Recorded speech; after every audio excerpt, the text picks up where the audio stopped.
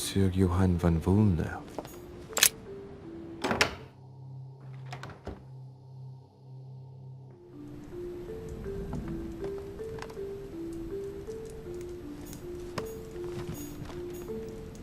An armillary sphere. Perfect. That will save me some time. I only hope that he isn't going to realize it right away.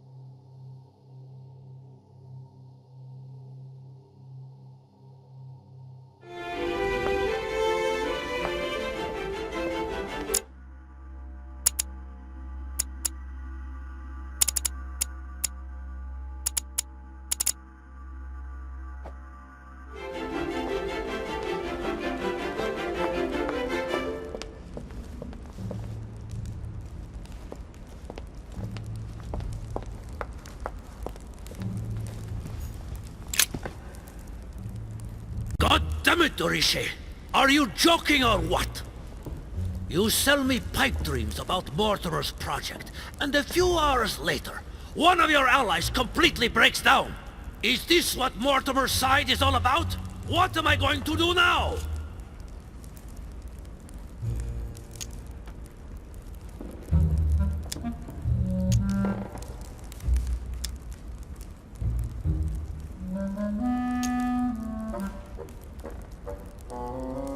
I admit that things haven't gone exactly as I intended, my Lord Duke. This is like a bad dream. Do you realize the impact it's going to have once we get back home? You understand we are not here to play games. Mortimer should never have brought you to our table.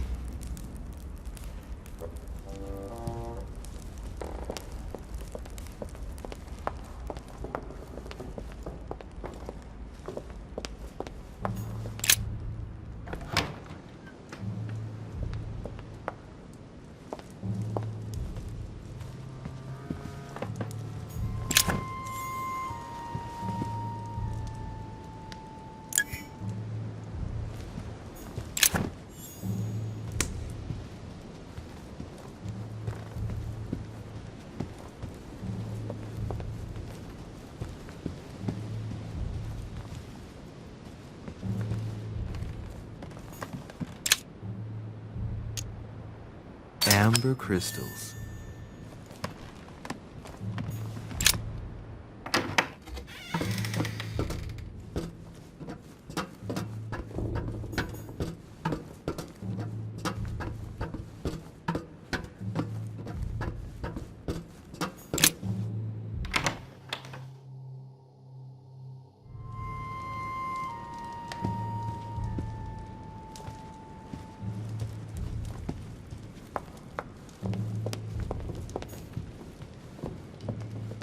Right. Let's see if the statues are in place yet.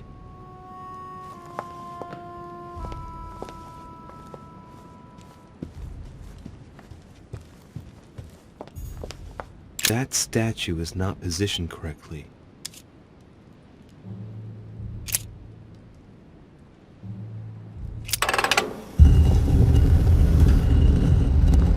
Open sesame.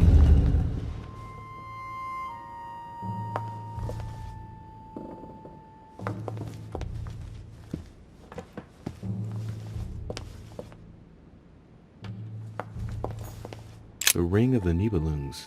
Even if Mortimer is several centuries old, I don't see what part he has in this legend.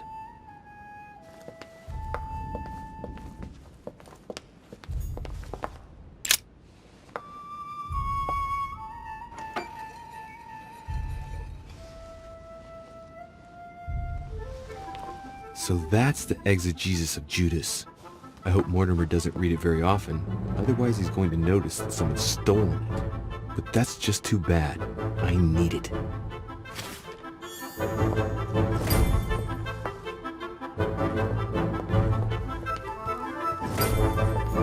Right. I've got what I need. Now let's not waste any more time.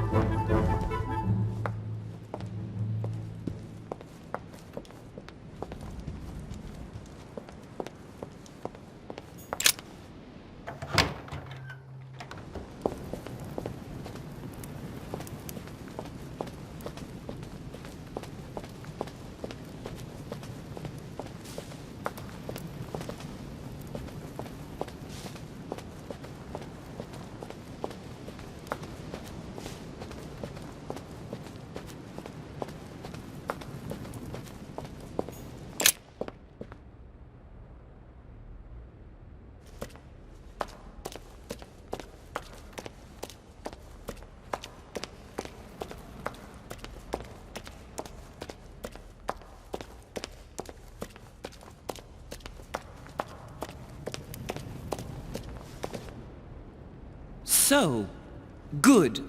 You've managed to gather all the keys. Yes, that's right. I have everything. What should I start with? Place the Clement III cross on the console. Then you have to put the nails on the disc of the door. What hole should I put the nails in? Well, I can't really advise you there, because I haven't exactly made the best choices myself.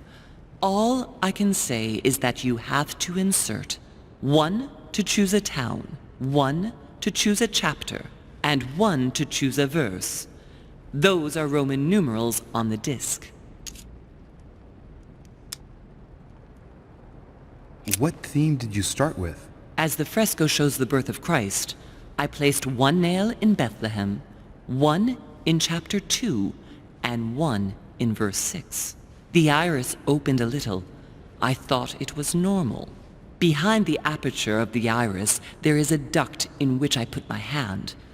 I felt something like a valve at the bottom. I thought by turning it the door would open, or the iris would open completely, or something else would happen.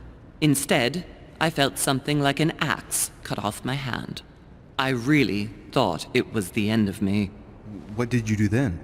Well, although I had made some unfortunate choices, I was lucky in that Mortimer was well stocked with drugs. I raided his supplies of medicine. All right, my turn now. Go ahead, impress me. I'll shut up and let you concentrate.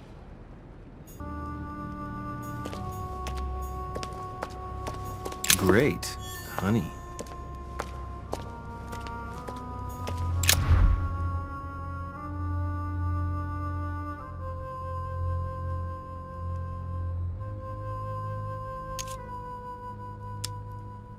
The fresco clearly shows the birth of Christ. Louis, I can assure you that that is not the solution to this enigma. This fresco's only purpose is to mislead. I know that now. Please, focus on another theme about Christ. We'll have to trust her.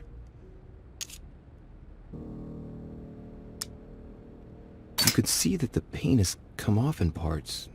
Difficult to see what was there, but I can distinguish the letters N-R-I. Nothing more. Why, of course. I-N-R-I. Jesus Nazarenus Rex Eudorum. These initials stand for Jesus the Nazarene, King of the Jews. This is the inscription which appears on the cross at the crucifixion of Jesus.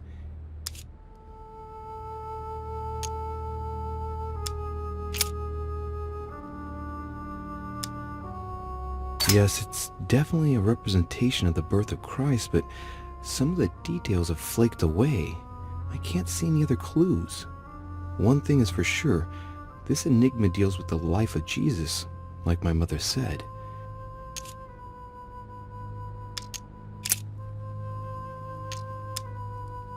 It looks like there are 3 types of inscriptions. There are 3 styles of writing, and I've got 3 nails. There must be a link.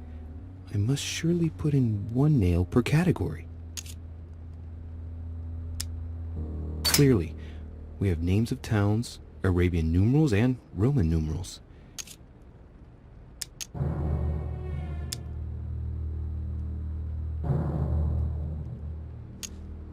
These towns have one thing in common.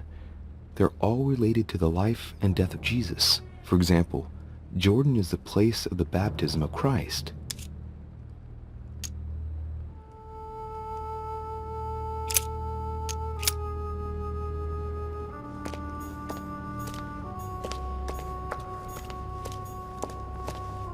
This exegesis contains comments from Judas on the different Gospels.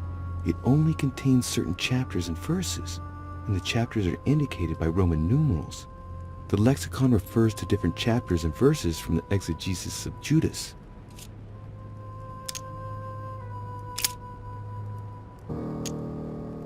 Chapter 19, verse 17. Jesus was crucified on the 8th of Nisan, 3793, in a place near Jerusalem. The Romans put a crown of thorns on his head.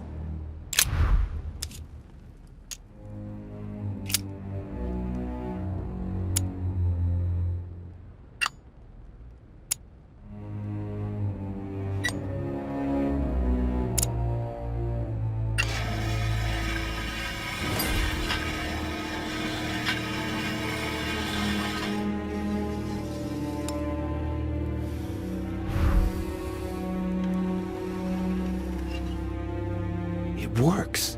Well done, Louis. I hadn't seen those other wheels. Try connecting the theme to see if it goes all the way.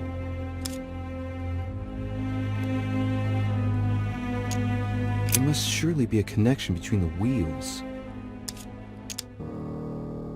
There are different icons on this wheel, but it looks like some of them can't be connected to the other wheels.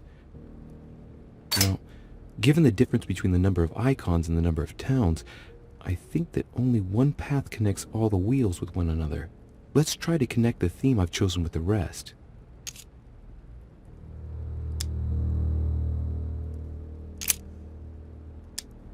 This wheel contains several symbols made up of 1 or 2 figures and 1 letter. The highest figure does not exceed 31, and each letter corresponds to a month of the year. A for April, and M for March. I think these symbols must represent a specific date. This wheel represents the different moons. In the occult sciences, we represent the full moon by an X. As for the dark moon, called the new moon, in cults, it's often associated with something harmful.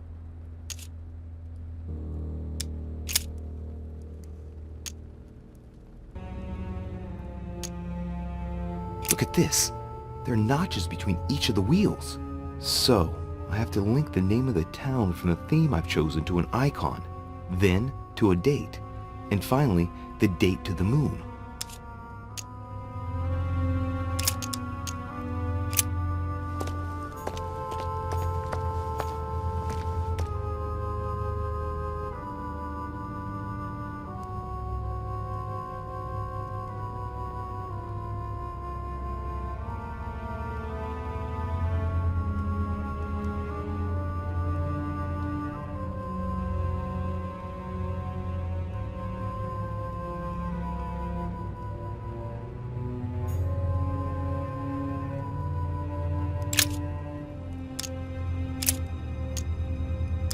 Chapter 19, verse 17.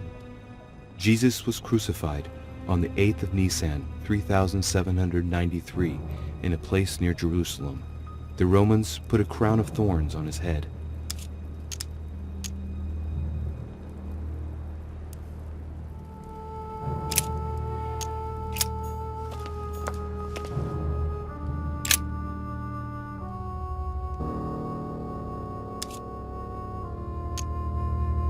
During new moon, the moon is entirely in the shadow.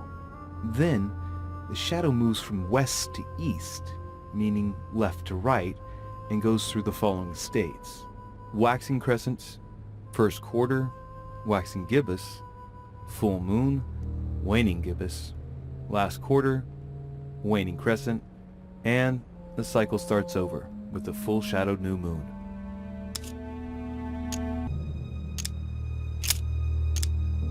7th of Shaban, 607, first quarter. 13th of Shaban, 607, waxing gibbous.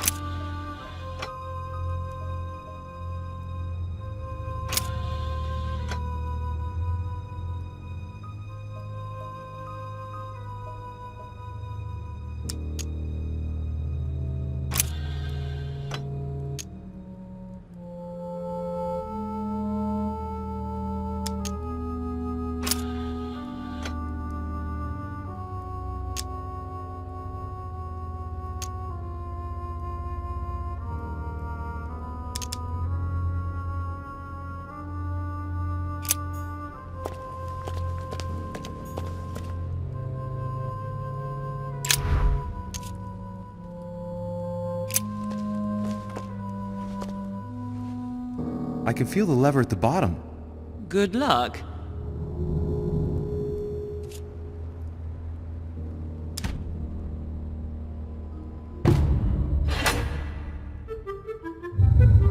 I never doubted you, my son.